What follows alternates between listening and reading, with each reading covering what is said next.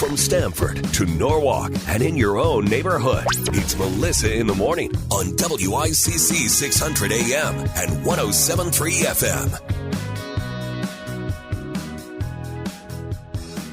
Hey, good morning. I am so excited for these next guests in our studio this morning. Tim Krupski and Jeremy Bronen are both here, and they are inventors. Can I call you inventors? Can I call you guys that? Inventor. Entrepreneurs, inventors. Yeah. These guys have what's called the SedMed, and we're going to learn all about it, what it's all about. So thank you guys both for being here. And let's start with you, Tim. So first of all, what is SedMed for anyone who's never heard of it? Sure. Yeah. Thank you very much for allowing us to be here. This is fun. So SedMed is short for Sedentary Medical Solutions. It's a company that Jeremy and myself had created.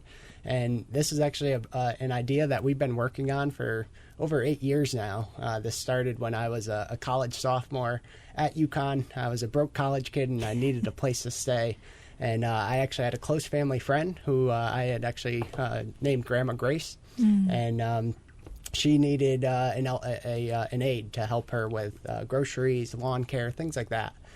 So I had lived with her in an in-law apartment, and it was a rent-free place to stay. And during that time, she actually ended up suffering from a stroke. Oh, I'm sorry. Thank you. Yeah, and she actually recovered beautifully, is doing very well now, which is great. But she ended up having this stroke and lost some function in her lower body.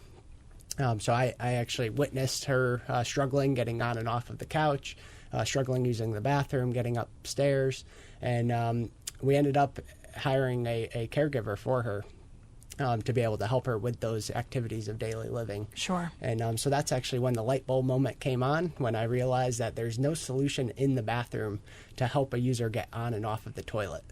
So definitely not a sexy product, but something that is well needed. You know what? But it's amazing that you're bringing this up, because I was saying in the commercial break that I saw something like this a few years ago. We watched Grace and Frankie on Netflix. I know some of you guys do as well out there.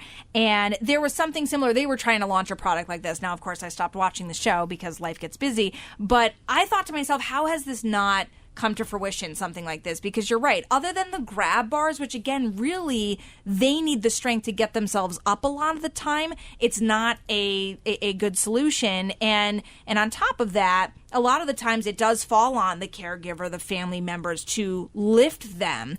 And I could just tell you myself, from having my grandmother live with us for so many years, I mean, it was a lot for us to lift her for years and years. I can remember being a teenager trying to get her up, and it was hard. It was really hard. So I love this idea. So it's kind of is it a robotic toilet? Like, what is it? What would you call it? Yeah, so it's a toilet lift assist that mounts directly onto any toilet. So as simple as replacing the existing toilet seat. And it's actually able to lift up to 80% of a user's body weight without requiring any electricity at all. So no wiring, no motor, no electricity. That's amazing. So do you guys already have this in the works? Do you have a patent? Like, where are you guys at with this? It's brilliant. Yep. So we're patent pending, and we submitted for a non-provisional and a PCT, which is just an international patent. And we've got our prototypes. We're due to hit the market this summer, actually, with a short, trial or pilot with some healthcare institutions. And then end of the year, early next year, we're due to start selling, which is really exciting. It is really exciting. And you know what I love about this is you guys are really young. And I could say that because I'm really young, too. I think young people are really great. But it's amazing that this is what you were drawn to do. So I understand, Tim, from your perspective, you had this really personal connection. Grandma Grace, who, by the way, I was wondering if this was your grandma when I was looking at your PowerPoint. I thought, oh, what a sweet lady. She's beautiful. But what drew you into this, Jeremy? Like, why did you kind of feel compelled to work on this? Yeah, so Tim and I, for background, are both UConn alumni.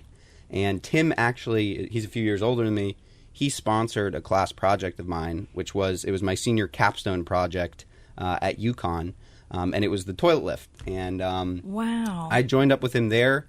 We did some amazing CCEI, CT Next, UConn programs. These are all like boot camps and accelerators. And I just saw how amazing of a worker Tim was, and really smart and just a really good guy. And he had a great idea. and I was hungry. Yeah, So, absolutely. yeah. I mean, I love that. Yeah, and if I could actually jump in, so Jeremy's talking me up now, but I think I was actually choice number 2, right? Well, there was, for the project, I was looking at a Canon for number 1, if we're being totally honest. I mean, it's really it's amazing. Like I said, I think there is such a need with this, and I don't think we always have to just think demographic that it's older. I mean, like you had said, Tim, this could be something where if you suffered a stroke at 40 years old, if you're somebody who broke a limb, I could think of I'm one of 5 kids, and when my mom broke her foot skiing, just to get her up and going in her mid 40s. I mean, it could really go to so many different people. There's such an incredible need for this. I feel like Shark Tank right now. So do you guys need investors? How much? Not that I can invest at all, but are you guys still looking for investors? Like, where are you at in that process? Yeah, so we've closed on $250,000. Wow. Yep, and we're looking to close out our round in the next couple months here. And, life of an entrepreneur, we'll continue to fundraise up through sales. And then hopefully we'll just take on revenue and cash flow to take us through the years to come. It's so incredible. How does it feel that you're seeing this vision? So again, this was 8 years for you, and then you guys started working together. What was it, 3 years ago? 3 years ago. Yep. To see it now with all of this work, and you're seeing it, like you're seeing the prototype, you're seeing this like light at the end of the tunnel. What is that like? Yeah. So the most rewarding thing to come yet, better than raising the money, better than anything else we've done, is that our first, real prototype, we had this gentleman with a neuro disability.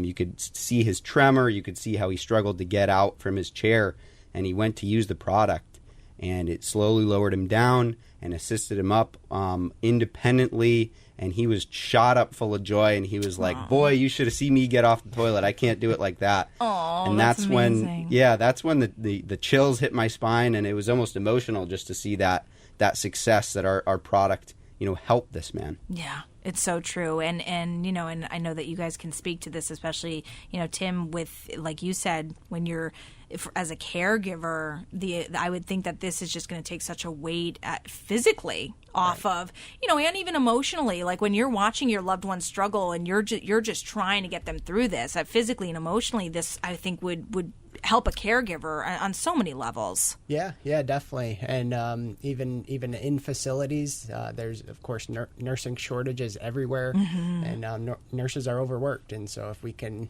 reduce the burden on them, and then, of course, this is a very human problem. Right? Yes. You're literally naked in the hands of either a stranger who's a caregiver or your loved one who's a family member. And it's a very emotional, taxing process. And anything that we could do to help is why we're here. Yeah, and also to comment on that, yeah, so healthcare workers and family members, they get injured all the time. Yes. Lifting people on and off the toilet for whatever reasons and whatever type of injury. And that's terrible to the healthcare workers, and it's also terrible to the institutions, right? Because it's financially really costly to have these injuries to both the elderly falling, right, and the healthcare workers, right? People 85 and older actually suffer more than 50% of their injuries near the toilet, and that's a statistic from the CDC. I believe that every time. So my grandmother when she was alive, she fell, I think 7 or 8 times while she was living with us over 20 years. Every time was in the bathroom. Every single time. Yep. So it's very, very true. And Jeremy and Tim, thank you for the work that you're doing. This is so cool. I cannot wait to watch your journey. It's called SedMed, Sedentary Medical Solutions LLC, and I hope you guys will come back really soon. We'd love to. Okay. Thank you so much. Thank you very much. You better come back. I can't wait. And much success to both of you. I can't wait to interview you guys again, especially this summer. Can't wait to see what happens. Oh, yeah. Thank you very much. Very excited. Thank you, guys.